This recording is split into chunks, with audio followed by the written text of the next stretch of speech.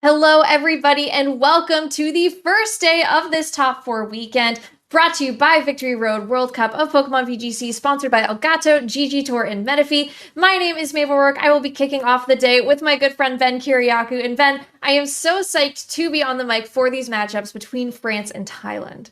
Yeah, and this is especially exciting because we have all of the matches from this top four game that we're going to be showcasing today, all in a row, all 7 matches. So we will be both seeing how these players have, how these teams have approached their matchups. We'll be seeing it exactly as the games have been played. So we're going to be seeing exactly what these teams are going to be feeling all the way through. We'll know what score it was when the results got posted. So, if it goes 3-0 up for one team, we'll know how much of a crunch time it's going to be for the other team to be feeling in this top 4 match.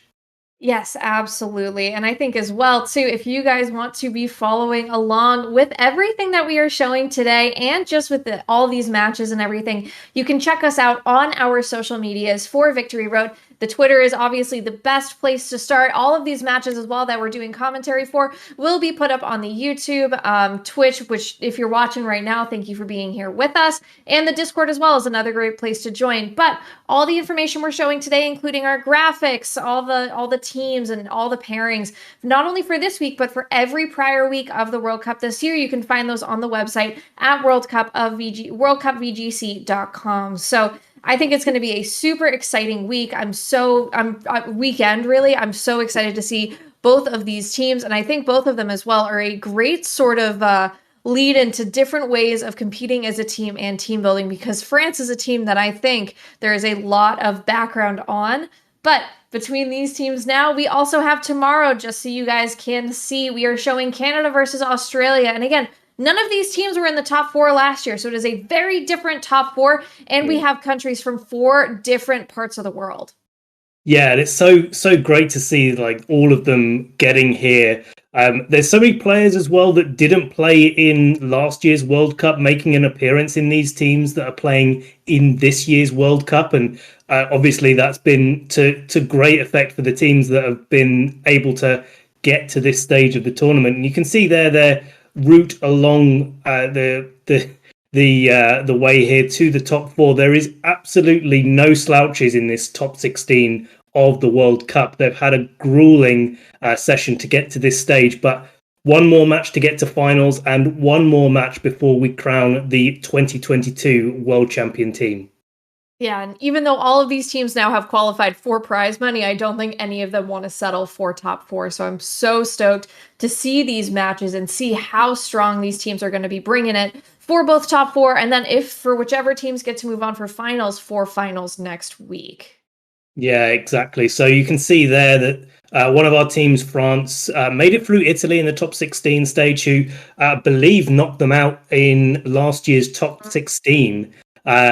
To go on to play the United States and get to to get to this stage against Thailand. And Thailand, of course, beating out Japan, who are a team that was very, very good in the whole way through this tournament, as you'd expect.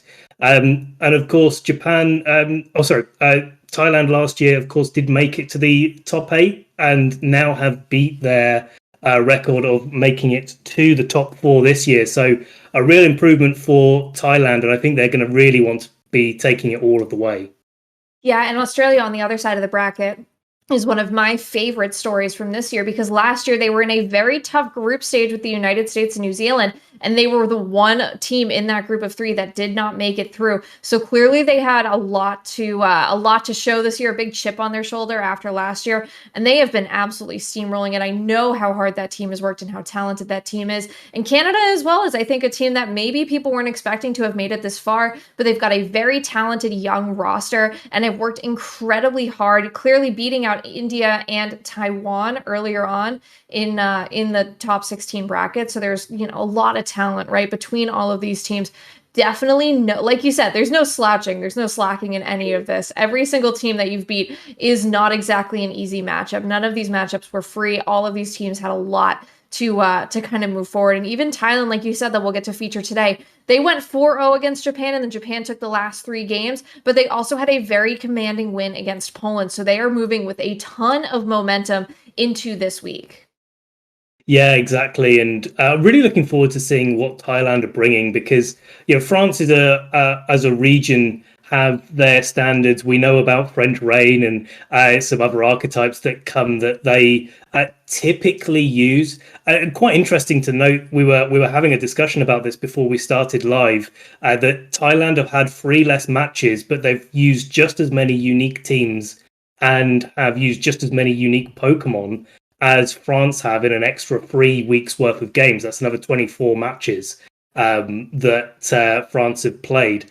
And so Thailand is a team that will generally use what they're comfortable with and what they've built, and whether or not that's really targeted to the player that they're playing against is or I don't know whether that would be the case, but they do like to use lots of different sort of archetypes, and I think that's really interesting for us to watch. Yeah, and it makes, I think, if you're on the French team, it makes that counter teaming a little bit more difficult, because you have to imagine everybody on the Thailand side of the bracket has an answer for Shedinja somewhere in their team. They've got an extra answer. France is notorious for using Shedinja. Also, French Rain, like you said, is another team that is really quite all over the place, right? Having that Zacian and Kyogre can be really threatening and really dominant. So you have to imagine that Thailand having the extra time to prep, for having the extra time looking at the French team to prep and see what they've been running, probably has some answers for the Pokemon on that team. We may see something a little bit funky. I think, I know last 2 weeks ago, maybe, or last week, we had that match where it was the Ancient Power Kyogre was a Shedinja answer, which was quite funny. That was on Nils Dunlop's team, I believe.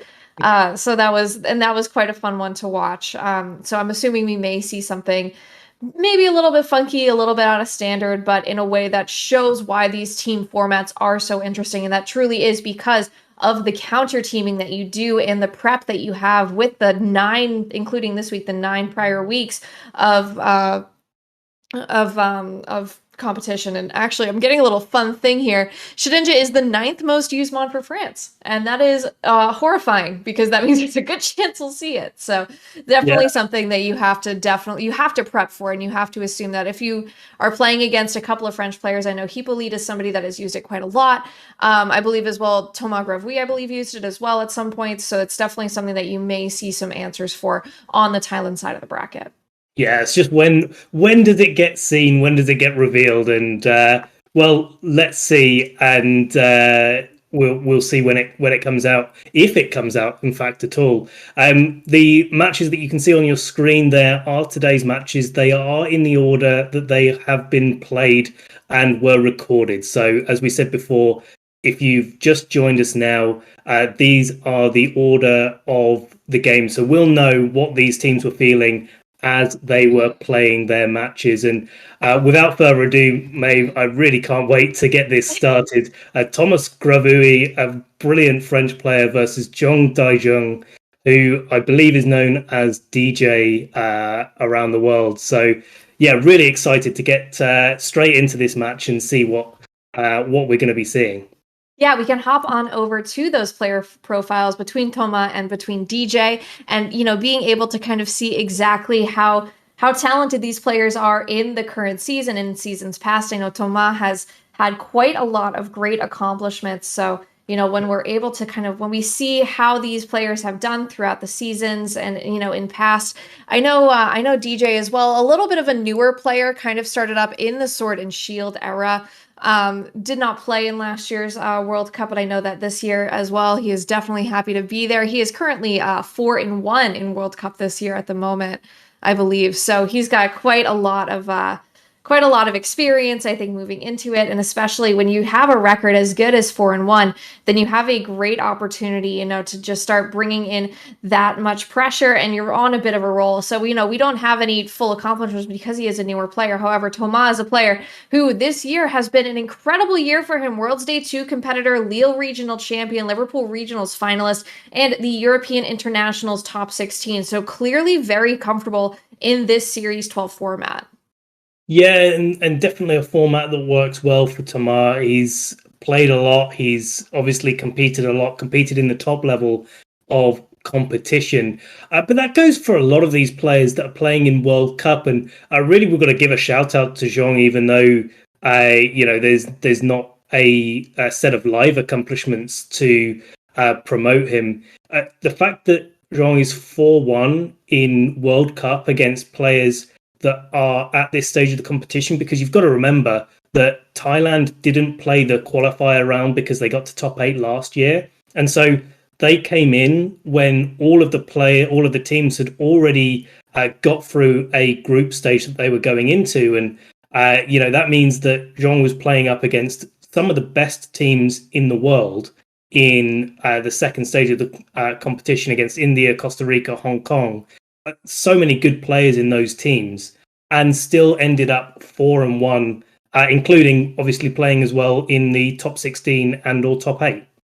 Yeah, absolutely right. And even if you look on over to Toma is also 4-2. So that is not something to shake a stick at either. But let's look at the teams, and we are seeing right from Dae-Jung's side, it is that Rinya Sun, and that is a team that has been used so much by the Thailand team itself. I believe it is their number one used team. They've brought it to quite a good amount of games. The Zacian, Charizard, Groudon, Incineroar, Grimmsnarl, and the Gastrodon. Whereas Toma is bringing something that is a little bit more hyper-offensive. No Shedinja on this team, however, it is that Zacian, Calyrex, Shadow Rider, Charizard, Whimsicott, Indeedee, and Thundurus. And I love the opportunity here for Whimsicott to get up something like a Tailwind, and then for all of the Pokemon on Toma's side of the field to just be moving so insanely quickly. And, really cutting out some of that speed control option that Jong could be using, whether that's something like Thunder Wave or Scary Face, would be able to effectively negate that. Not so much the Trick Iron Ball as well. Wouldn't work so well if there was a Trick Iron lagging tail going on there. But speed control options are really important in this sort of matchup. Interesting to see that Tom are using a team composition with a sort of random looking Charizard. It's not completely random by any stretch, but a Charizard when Zhong's using Groudon as one of their restricteds. And I think it's a really good choice for Thomas or France in general to be using, given that what you said earlier made that Rinya Sun is one of the compositions that Thailand has favored through this competition. It just feels like it's aiming to get an advantage from what your opponent's playing. And I think that's a really intelligent way to go into these sort of team tournament matches.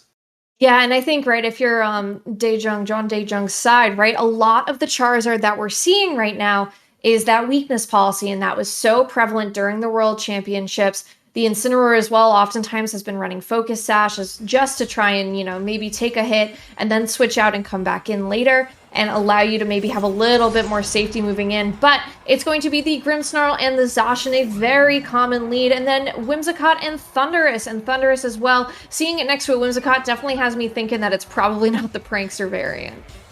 Yeah, and this sort of early game board state, it's looking like Toma's going to have to maybe start to get some speed control going, start building up a board position, but isn't really threatening too much at the moment. The Zacian there is sitting pretty comfortable. If the Thundurus on Toma's side of the field is carrying that Life Orb, which is a fairly common item on these sort of compositions, then maybe you'll see quite a bit of damage going off onto the Zacian. But yeah, otherwise Whimsicott's not putting up too much pressure, maybe able to get a little bit of damage off onto the Grimmsnarl, but no damage on the Thundurus this turn as we just see a Protect coming out. Yeah, Protect this turn, maybe trying to see if this Grimmsnarl goes for something like a Trick, but instead it's going to be that Reflect in front of that big physical attacker. A great way to stop some of that damage, while Behemoth Blade also targeting into it. But that Reflect coming out this turn is a great way to stop damage coming out from the Thundurus without sending in something like the Incineroar to proc that Defiant on that Thundurus and make it just an instant threat. Yeah, and we're really now in a position where Zhong's or DJ's not really feeling too threatened at all. I mean, there's the option that we can see there of Switcheroo coming out from the Whimsicott, but of course That doesn't work on the Dark-type Grimmsnarl, it doesn't work on Zacian because it can't change the item. Trick, on the other hand, does indeed work on the Thunderous. Yeah, Trick this turn, Iron Ball also, so that means that will be in effect this turn, having that speed. Moonblast from the Whimsicott into the Grimmsnarl does a good chunk of damage thanks to it being super effective. Behemoth Blade will also go into the Thunderous this turn, most likely, just to get some big damage off. And I think at that point, too, something that's really interesting is that Thomas chose not to go for a Dynamax. I know he hovered over it at one point. This Wild Charge now into the Grimmsnarl does not even do enough to knock it out, and you are still taking more recoil damage. Your Whimsicott at least can get that knockout on the next turn, but this Grimmsnarl hanging on is super frustrating, especially if it wants to go for something like a Light Screen, if it's carrying that move for the big special attackers like Calyrex in the back. Definitely, and one of the things that was really important that turn is that the Life Orb got taken off of the Thunderous. So that's a little bit of information for both players there. We know that the Iron Ball is now on the Grimmsnarl. We know that there's now no Life Orb on the Thunderous, and that meant that there was no KOs this turn. Scary Face, though, coming out from the Grimmsnarl, going to be into that Whimsicott, so making it a little bit less threatening because at least in Tailwind, it's going to be slower than some of the Pokemon on Jong's side of the field. And we do see that Behemoth Blade knocking it out in one. Yeah, no Choice Scarf, no Focus Sash on that Whimsicott, possibly hinting that it is somewhere else on the team. Wild Charge into the Zacian as well, does a little bit of damage. You're still hanging on, even due to recoil. If you had Life Orb at that point, you actually would have knocked yourself out, no problem. However, it's interesting to see, right, because we knew that it was that, with the switcheroo on the Whimsicott, we knew it was most likely the eject button, but the fact that that Scary Face went off into the Whimsicott before it was able to knock out your Grimmsnarl means it's still on for one more turn. The Grimmsnarl revealing Scary Face as well also means that that fourth move possibly is something that deals damage, but it might just mean that there is no Light Screen on that Grimmsnarl, and that could be a really interesting point for Tonma to kind of handle and deal with moving forward. Especially with this Calyrex coming out onto the field now, because that Grimmsnarl's definitely in danger of getting KO'd here from an Astral Barrage. And, if that gets knocked out, there's no Light Screen coming out from the Grimmsnarl. You've got to be a little bit careful of Scary Face on Tomas' side of the field to take an exchange, because that does mean that the Calyrex would be really quite threatened by Jong's side of the field, especially when Tailwind ends in a couple of turns and there's no Max Airstream yet to come out onto the field. But, this Calyrex could start snowballing here. Yeah, I mean, even with the Scary Face, you're still going to get a knockout. Actually, still faster than the Zacian, thanks to that Tailwind, even with the Scary Face on there. So an interesting piece of information to see exactly how fast this Calyrex can be running as well. Grimnay will get started right out of the gate thanks to that knockout on the Grimmsnarl, and Behemoth Blade will do a good chunk of damage, but this is most likely that Focus Sash Calyrex, so at least Calyrex can hang on for this turn, get at least some more damage off. It's in range to get another knockout on the next turn onto that Zacian, and even at 1 HP, you have the opportunity to still do a ton of damage. Foul Play, though, into that big attacker, still not enough to get the knockout, thanks to not having that Life Orb. Yeah, and the Reflect in play as well. All of these things on DJ's side of the field really adding up to the overall board state that Jong has right now. Groudon coming in, though, should be quite interesting, right? Because with the final turn of Tailwind on Tomas' side of the field, and this Calyrex at 2 stages of reduced speed from the Scary Face, you kind of wonder if the Groudon will outspeed the Calyrex or not, and 2, if this Groudon is the Assault Vest set or whether it's a set that can opt for Protect, because double Protect in this position could lead to a really nice board state with the Tailwind gone for Jong, and I think Thomas knows that and does forfeit the match 3-3 as well. A really impressive performance from Jong there, really showing how all of those little moves, all of those moves that Jong made in the early game added up to such a commanding board state.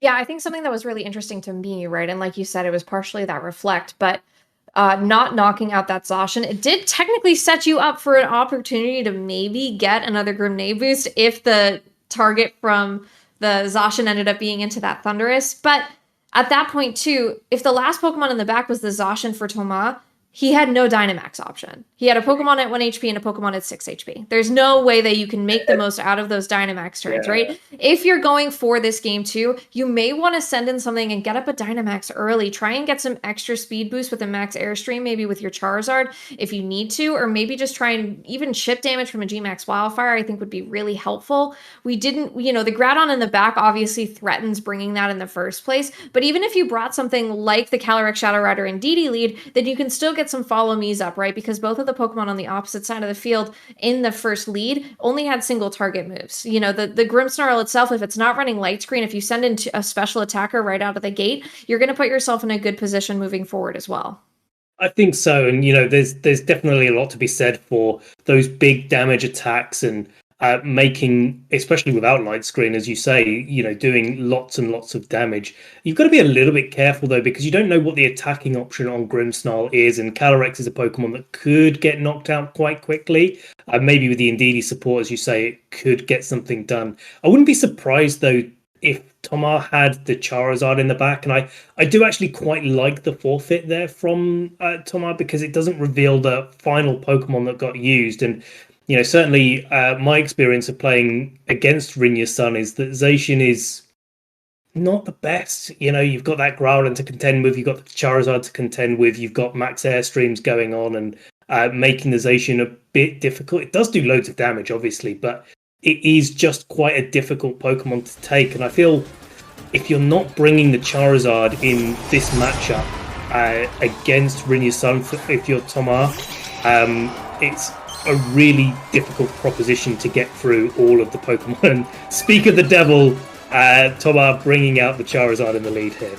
I love this lead. I think it's a really great option, right? You still have these strong special attackers on your side of the field, but now you also have speed control. You can still maybe deal, you're not going to get tricked on this turn as well. Thanks to the terrain from the Indeedee, you have your Psychic Seed boost, so you get that extra special defense as well for maybe something in the back on DJ's side of the field. But this Charizard and Indeedee, I think, is going to be a great pair. You can instantly go for something like a G-Max Wildfire if you want to. You may have to just beware of something like a Groudon switching in, but getting this Dynamax up early and just starting to try and take these big hits, get something like an Airstream up to get a speed boost as well, because you don't have your Whimsicott with you in this lead, and just allow for you to move faster than the Pokemon on the other side of the field. Especially if this is something like that Weakness Policy Charizard, it may not be too threatened by something like a Groudon coming in. Certainly not, and we do see straight away that the Charizard going for the Gigantamax. Helping Hand, though, not follow me. A really interesting turn there, and an aggressive decision there from Tomar. Has to take a Behemoth Blade with Indeedee, but does survive, as is customary. Indeedee generally trained to take those moves, and a G-Max Wildfire going straight into that Grimmsnarl. Not picking up the KO, interestingly enough, and could be an indication of the set on the Charizard, but Indeedee does get knocked out by a foul play on the Grimmsnarl, so confirmed the offensive move, let's say, on the Grimmsnarl here. Wildfire Chip coming out is enough to pick up the Grimmsnarl. I wasn't sure whether that would be quite there to take the KO, but does go back to its trainer, and that's a huge KO to be taking turn one. That is, like you said, that's huge, right? Getting that off of the field does make things a little bit safer. The Calyrex can come in now because it's not at risk of getting foul played.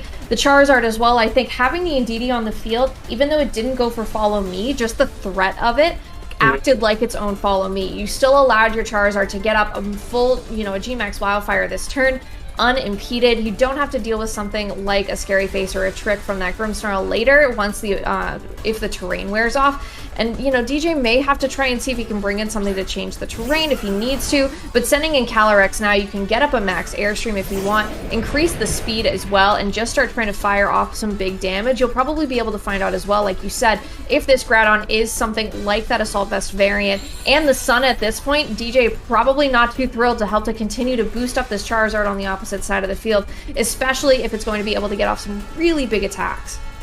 Yeah, this is... I mean... Yeah, now Calyrex on the field and the Charizard now in Sun.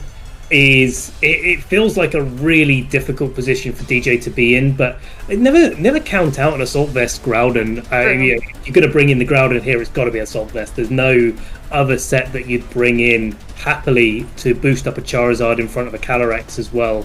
We know that the likelihood is that the Zacian isn't going to be able to knock out the Charizard in one without a critical hit, but it is going to be faster. So a combination of maybe, the Behemoth Blade and a Max Rockfall from the Groudon coming out, and here is that Max coming out from the Groudon, could be enough to swing this in DJ's favour, but Toma definitely on the front foot here, even though this Groudon is likely to survive the turn. Yeah, and Dynamax Groudon trying to maybe change the weather too, right? If you hit that Rock Up and you don't hit the Calyrex on this turn, you have removed its Focus Sash from the field. Astral Barrage, not enough to knock out either of these Pokemon by far. They do take those pretty handily. Behemoth Blade from the Zacian, though, coming out this turn. No threat of Follow Me, so easily enough to just target right into that Charizard. Does a good chunk of damage as well. Charizard, though, will still be able to move before the Groudon on the opposite side, so getting the speed boost with the Max Airstream is still going to be a nice way to help Calyrex on a later turn, because Calyrex at this point still hasn't taken any damage. But again, if it does lose something like its Focus Sash to a Max Rockfall, Charty Berry Charizard, though, actually revealing the item here. Charty Berry probably not going to be enough to help this Charizard hang on, just with the low HP that it already had. Yeah, so that's going to be a pretty easy knockout there. I think, too, plus with the Solar Power and the Rockfall chip, it would have been a knockout either way if it still managed to hang on at that point. Yeah, potentially. I mean, this Charizard going down, though, really good for DJ, and I kind of like the targeting there. The sash has been broken on the Calyrex, as you rightly said earlier, Maeve, and now this Groudon's looking pretty good, even with the Wildfire chip damage coming out here. That was the other thing in the back, and I spoke too soon, because the Zacian is in the back for Tamar and coming in now and putting on heaps of pressure onto that Groudon. Yeah, at this point, right, you can go for something like an Astral Barrage. You're going to be the fastest thing on the field. And then you can follow it up as well with your own Behemoth Blade. You know the Zacian on the other side of the field is not going to be able to do a full one-hit knockout unless it gets a critical hit with its own Behemoth Blade onto you. And then at that point, you're not even still able to attack it, most likely because the Calyrex with an Astral Barrage is going to be enough to get that knockout and get a Grenade boost. So I think this Charizard as well, this Groudon is already in kind of a rough spot. It's not going to be able to do enough damage to get these big hitters off the field, but sending an Incineroar is a great way to mitigate the damage from that Zacian. You're also allowing some big Dark type potential to come out, and you're able to handle an Astral Barrage and not allow for Toma to get something like a Grenade boost. But Behemoth Blade should still be able to get rid of one big attacker on the field, being this Groudon, and getting Groudon off the field and forcing in the Zacian that DJ had is, I think, going to be your best bet to kind of wrap your endgame in a way that's favorable to you. Yeah, exactly. I mean, this Incineroar's come in at a good spot, and it would have been nice for DJ to be able to have the Groudon survive, but really unlikely that it was ever going to be that close at all. And of course, the Assault Vest does mean that you are able to live quite comfortably the previous turn, the attacks from Groudon and Sun, as well as the Calyrex, but unfortunately doesn't allow you to protect, and that's really quite important here.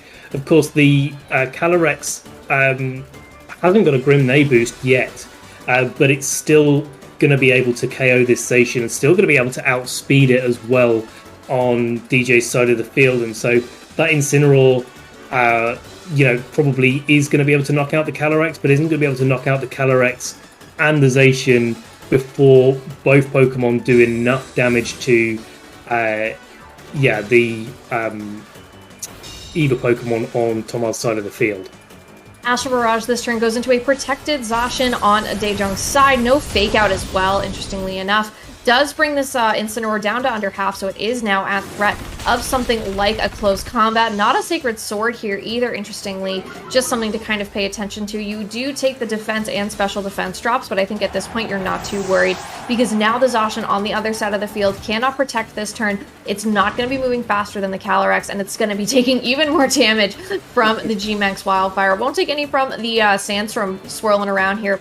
But I think Toma definitely brought a better lead, and definitely by getting the information from game 1, mostly about that Grimmsnarl, was able to kind of bring his game 2 and his changes in a way that was incredibly smart and allowed for him to, keep that information hidden that he hid in the first game while gaining a lot against DJ. Yeah, and as we were saying in team preview before the match started, the Charizard on Tomar's side of the field is such an important piece of the puzzle, so to speak. It's almost like a third restricted in this kind of matchup when you put it in Sun, you give it its Gigantamax, it does that wildfire and the airstreams, and both of those things are so impactful. Especially, and we've got to talk about it, turn 1, where the Indeedee goes for a helping hand instead of a follow me, because if it goes for a follow me, the result of the turn doesn't actually change with how it shook out. But what it did mean is that Grimmsnarl got knocked out on turn 1, and it couldn't trick because it's really, really important that this Charizard wasn't on the ground, wasn't affected by that psychic terrain, so could have taken an Iron Ball, removed the Charty Berry. That would have changed how the turn 2 played out, where the Groudon was on the field and the Zacian could have easily gone for the Calyrex in that situation. Max Rockfall definitely would have knocked out the Charizard. Calyrex and Charizard get knocked out. Charizard get knocked out. There's only a Zacian and an Incineroar. There's only a Zacian in the back and an Incineroar's on DJ's side of the field. So the way that changed the game was absolutely massive. Yeah, absolutely, right? That helping hand really is kind of it's a tough call to make, right? Because you've put your big, strong attacker on the field and you've put it into Gigantamax, and it really is the biggest target, both literally and metaphorically. But by making the call to go for a helping hand, knowing how strong and how you've trained your Charizard, knowing that you need that helping hand just to get that extra 1/8 from the wildfire onto that Grimmsnarl, just to get that knockout, is incredibly forward thinking. I think from Toma, it's definitely something that now he has to pay attention to, as there's a Charizard on the opposite side of the field for DJ. But Indeedee Calyrex, one of those leads that against the team that I brought to the London Open was an auto loss. So it is something that I sit and fear, but definitely a great way to try and put some pressure on this turn and keep your Charizard safe. It really is, and I really like how both of these players are changing things up in each game, and trying to keep ahead of what their opponent's doing in each situation. The Calyrex here is a nice adjustment, and we know that likelihood with Indeedee is going to be carrying that expanding force, and so the Charizard on DJ's side of the field is going to be quite threatened by that, especially a helping hand boosted one, because even if it's not very effective on Zacian, it's going to be doing loads and loads of damage, and certainly on that Charizard it's going to be doing lots of damage. But the big thing I think that's missing from Tomar's board state at the moment is any way to create speed control with the tools that he's got, because we see that max airstream on the Charizard, which would be a great thing to use now, as would max wildfire be in this situation. And the Zacian can do a lot of damage, and if DJ can get ahead of Tomar in terms of speed, he's going to be putting himself in the driving seat, I think, for this game. You did not see, I think, the move that I saw on this Calyrex, but the follow me from the Indeedee is going to be a great way to get that attention away from the Calyrex. Going to be taking this Behemoth Blade instead of its partner Pokemon, just to try and get this Calyrex in the position that it wants to be in. Ton of damage as well. Looks like we had a higher roll in that first game. Max Airstream into the Indeedee will be enough to finish it off and boost the speed on DJ's side of the field. No wildfire this turn though, which means this Calyrex's Focus Sash still unbroken, which I think is going to be really helpful maybe in the next few turns, as this Calyrex is going to go for a Trick Room, and like you said, change the speeds in a way that's going to be great, as there was just a Max Airstream on Dae-Jung's side of the field. Yeah, that's a really nice way to change up the board state. Of course, like when you're facing down a Calyrex, when you've got Zacian on your side of the field, you want to be getting faster than it. So DJ playing the correct turn in the board state, but Toma having that tech in the background, just being able to change the terrain here. Of course, there is a Groudon in the back, and the one good thing for DJ is that Max Airstream only affects the Pokemon on the field not the Pokemon in the back. And so, you know, maybe Tomar can take a knockout here, but he's got to be really careful, right? Because Groudon coming in the next couple of turns, especially if you're not able to knock out that Charizard in one or on this turn, means that Groudon is in the back and would be the fastest thing on the field now, especially with that Zacian on the field for Tomar. Yeah, I mean, at that point, too, though, DJ does have to deal with the fact that he has already made his Dynamax choice, right? That Groudon is not able to, you know, maybe not, you know, it's in a weird position that, like, you may have to force that Groudon in the back to come in, but it cannot go for something like a Max Rockfall. It may just be stuck with something like Stone Edge or Rock Throw or, you know, a couple of different options. Protect from the Zacian, though, just trying to time out some of this Trick Room turns as the G-Max Wildfire from Toma's Charizard into the Protect on the Zacian still does a good chunk of damage, only a quarter of what it would have done, but it's really going to start racking up some damage on the Pokemon on DJ's side. Astral Barrage as well, not hitting into this Zacian on the opposite side, but is hitting down into that Charizard as well. Max Rockfall activating from the Charizard on DJ's side, going to be activating the Charty Berry on Toma's Charizard. Interesting to note that it is carrying that Ancient Power, but it targets down actually, and it does do a good chunk of damage, but it doesn't do enough, right? It sets up the rocks at this point, but it did just under half of that damage. So also revealing the Life Orb as well on DJ's Charizard. I mean, that was already revealed, but it does show maybe that it's not going to be able to take a lot more damage, especially with this extra Sandstorm chip. Yeah, exactly. And without, you know, doing anything to adjust your board state here, like say that Incineroar that we saw in game 2, if that's in the back for DJ, it could have been a great thing to bring in, start pressuring the Calyrex, and be able to take those things like Max Wildfire, not take the chip either. Could have been something that you know advances your board state, especially in Trick Room. You kind of want to bring something in that allows you to move first, and Incineroar would have been a great option to do that. So maybe telegraphing that it's not in the back anymore, and maybe there's a different Pokemon for DJ that they've brought. But you know, in this situation now, I feel like Tomar's definitely got the advantage on this turn, and we can see what they've put in should be an interesting turn of the way that this plays out. Yeah, Incineroar does come in on this turn, so it is at risk of taking some big damage, but G-Max Wildfire is not going to do as much as something like a Max Airstream would. It is just going to try and get a little bit of chip damage here. G-Max Wildfire from the Charizard on DJ's side into that Calyrex should be enough for that knockout because that Focus Sash was broken thanks to the Max Rockfall. A critical hit on top of that, but at that point you are still setting up those last turns, and I think as well that should be the end of the Dynamax for DJ because Toma had staggered his behind the Charizard on DJ's side of the field, so you still at least got one more turn, and it may be enough just by not taking something like a Max Rockfall and instead maybe having to take something like an Ancient Power. Zacian for Toma's side of the field going to be coming in on this turn. Nice thing is that it does not have that Intimidate from the Incin on the opposite side of the field. It may still get faked out if you end up not protecting, but Trick Room is starting to kind of run lower here for Toma, so he's got to, I think, be pretty mindful of that. He has, and you know, there's a real conversation here about what this Incineroar can do in this turn, because, you know, for once the Incineroar is going to be faster than the Zacian, and it's going to really enjoy that position and being able to attack it first. And that means that there is a Flare Blitz that could come out here, but we could see a Parting Shot coming out from the Incineroar into the Charizard, especially with Fake Out in play.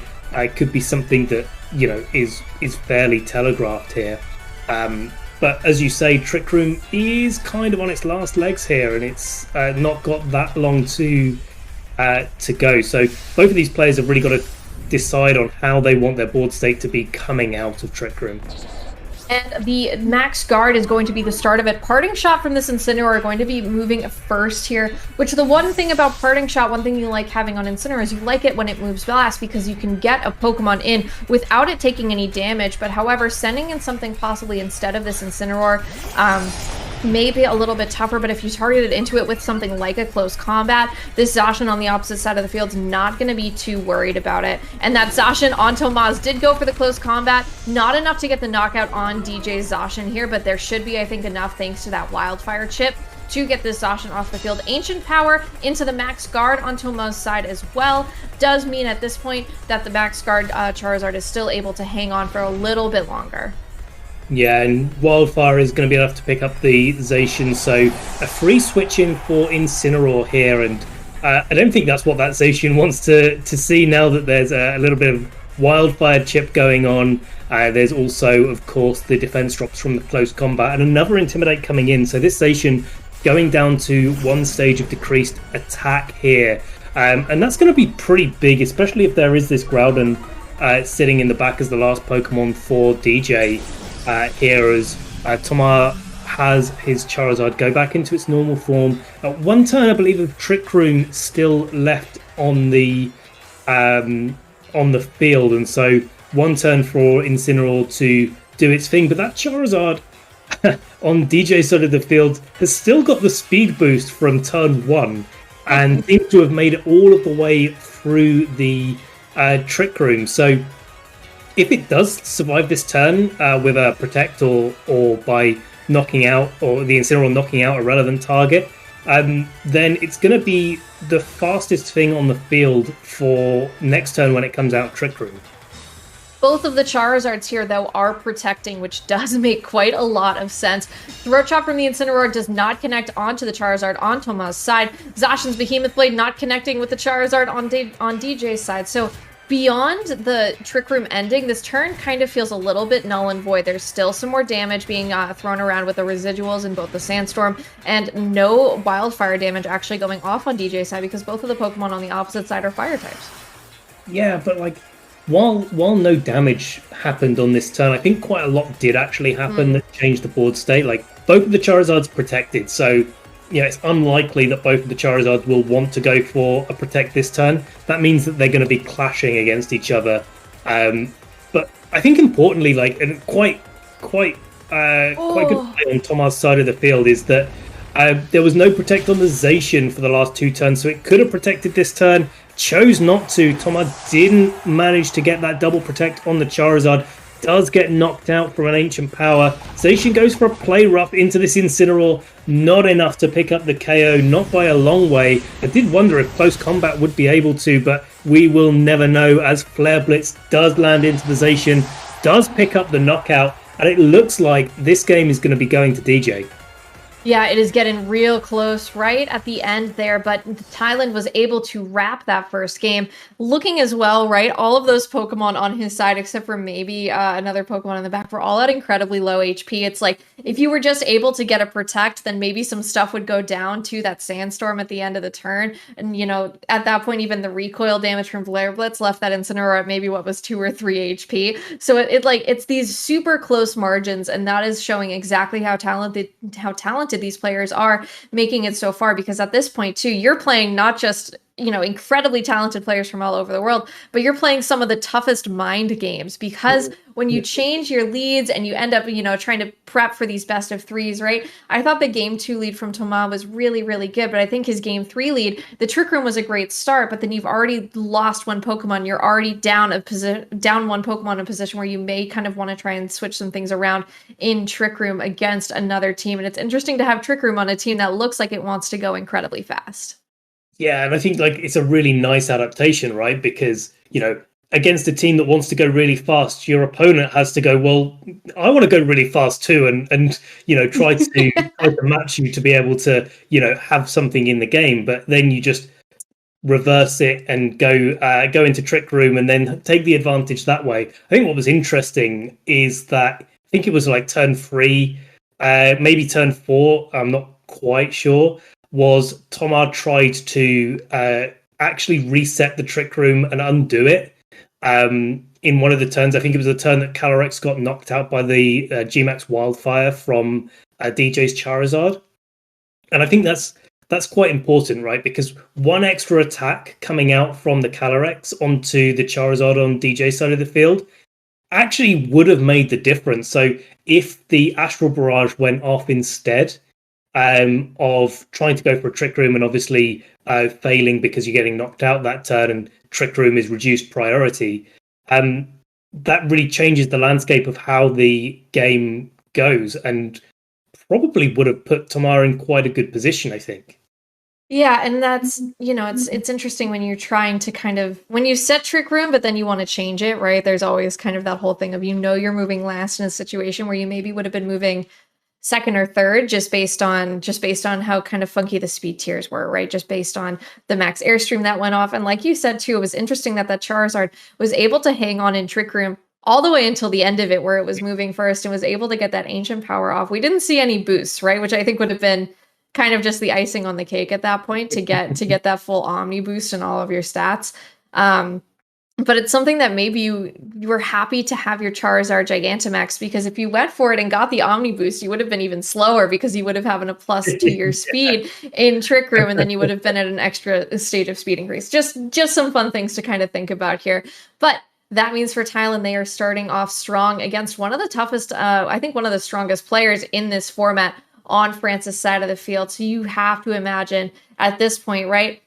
You're starting off strong. You just need to kind of try and carry that momentum kind of moving into the next several matches, because if you can get a 3-0 lead right out of the gate, your last 4 players on your team are going to be feeling really, really confident.